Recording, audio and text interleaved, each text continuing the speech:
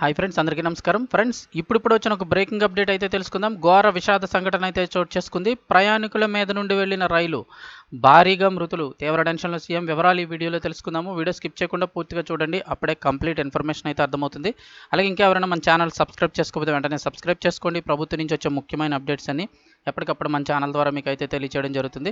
అలాగే వీడియోని లైక్ చేసినట్టయితే మరింత మందికి సమాచారం చేరుతుంది. ఇంకా వివరాల్లోకి అయితే వెళ్ళిపోదాము. జార్ఖండ్లో విషాదకర ఘటన అయితే చోటు చేసుకుంది. జమ్తారాలోని కలాజారియా రైల్వే స్టేషన్ సమీపంలో ప్రయాణికుల పైనుంచి రైలు దూసుకెళ్లింది. ఈ దుర్ఘటనలో 2 వ్యక్తులు మృతి చెందారు, మరికొందరు తీవ్రంగా గాయపడినట్లయితే తెలుస్తోంది.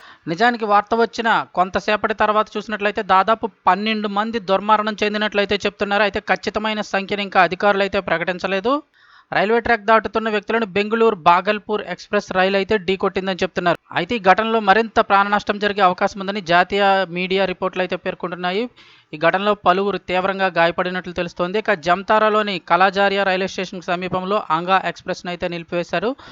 రైలు మార్గం అంచు నుంచి దుమ్ము లేవడంతో మంటలు చెలరేగుతున్నాయేమోనని అనుమానించిన లోకో పైలట్ రైలును నిలిపివేశాడు. దీంతో ప్రయాణికులు దిగారు. పక్కనున్న ట్రాక్పై నిలబడి ఉండగా ఇదే సమయంలో అటుపా వచ్చిన మరో ప్యాసింజర్ ట్రైన్ అయితే కనుక ప్రయాణికుల మించి దూసుకువెళ్ళింది. అటుగా వచ్చిన మరో ట్రైను ప్రయాణికుల మించి దూసుకెళ్లింది. కాగా సమాచారం అందిన వెంటనే పోలీసులు, వైద్య బృందాలు ఘటనా స్థలానికి అయితే చేరుకున్నాయి. ప్రమాద తీవ్రతను బట్టి చూస్తే మరికొంతమంది మృతులు పెరిగే అవకాశం అయితే ఉందని అయితే చెప్తున్నారు. ఢీకొట్టిన రైలు డీటెయిల్స్ చూసినట్లయితే ప్యాసింజర్ కాదు, బెంగళూరు బాగల్పూర్ ఎక్స్ప్రెస్ అని అయితే చెప్తున్నారు. దుర్ఘటనలో దాదాపు 12 మంది దుర్మరణం చెందినట్లు తెలుస్తోంది. అయితే ఖచ్చితమైన సంఖ్యను ఇంకా అధికారులు ప్రకటించలేదు. అనసోల్ పరిధి జాంతారా ప్రాంతంలో ఈ ఘటన అయితే చోటు చేసుకుంది. అయితే అప్రమత్తమైన సిబ్బంది ఘటనా స్థలానికి వైద్య బృందాలను, అంబులెన్సులను తరలించారు. ప్రస్తుతం సహాయక చర్యలు అయితే కొనసాగుతున్నాయి. పూర్తి సమాచారం అయితే ఇంకా తెలియాల్సి ఉంది. ప్రస్తుతం అయితే అక్కడ పరిస్థితి దారుణంగా ఉన్నట్లుగానే తెలుస్తుంది.